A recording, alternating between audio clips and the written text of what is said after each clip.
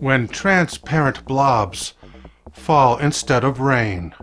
It is called star jelly because it is usually blamed on meteor showers. Reports have been made of star jelly for centuries, but meteor showers are rare, and the reports continue. In one case, an explanation has been found.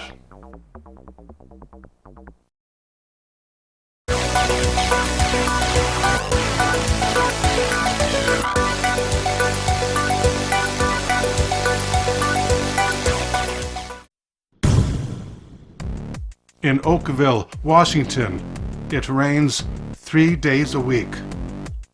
It rained on August 7, 1994, but it was not rainwater. Police officer David Lacey was in his patrol car at 3 in the morning. He turned on his windshield wipers. Instead of being wiped clean, the mushy substance was smeared over the glass, reducing his visibility to 0. Fortunately, he was near a gas station. He put on latex rubber gloves and cleaned his windshield. He said the substance was like Jell-O. 12 hours later, Lacey fell gravely ill. It was more than shortness of breath. He could hardly breathe. It was the sickest he had been his entire life. 10 miles away, at Dottie Hearn's farmhouse, she saw what seemed like tiny hailstones about the size of grains of rice. When she saw the substance on top of her firewood box, she touched it with her bare hands. Mrs. Hearn's daughter, Sunny, has an occupational safety background. She put on gloves and collected samples. The material was everywhere, on the grass, on the trees, on the vehicle parked in the driveway. On the afternoon of the next day, Sunny found her mother on the bathroom floor, covered in sweat and burning with fever. The ambulance brought Dottie to McCleary Hospital, where she would spend the next 3 days. Sunny followed the ambulance and brought one of the samples. She gave it to the physician, Dr. Little, for analysis. The doctor told her the sample contained human white blood cells.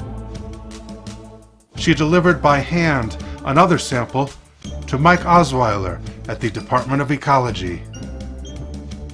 When the department found a cell with a nucleus, it meant this was a living organism. Sunny had a kitten, which died a few days after the rain.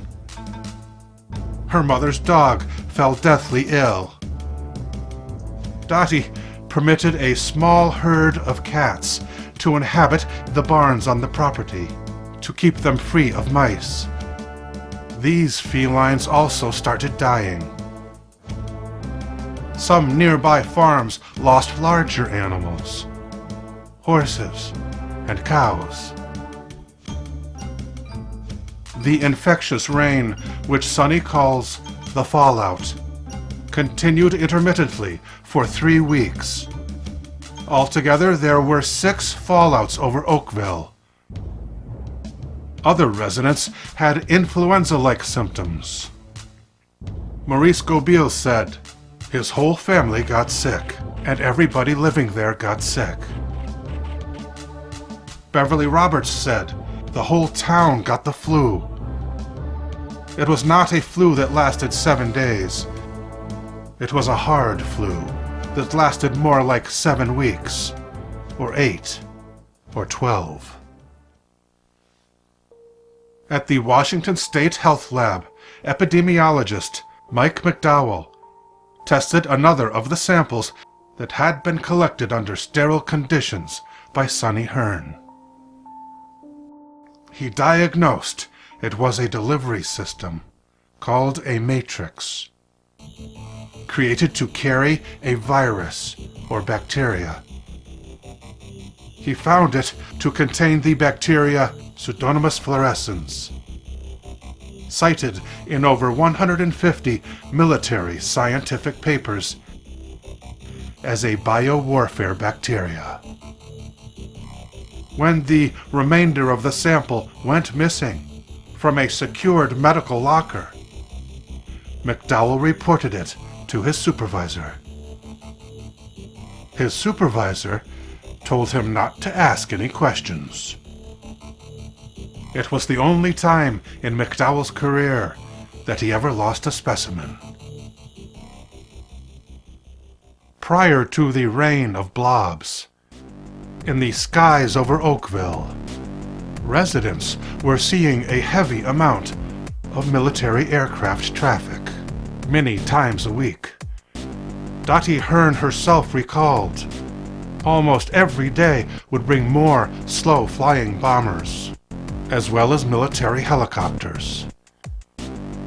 None of them had markings, and all of them were painted black.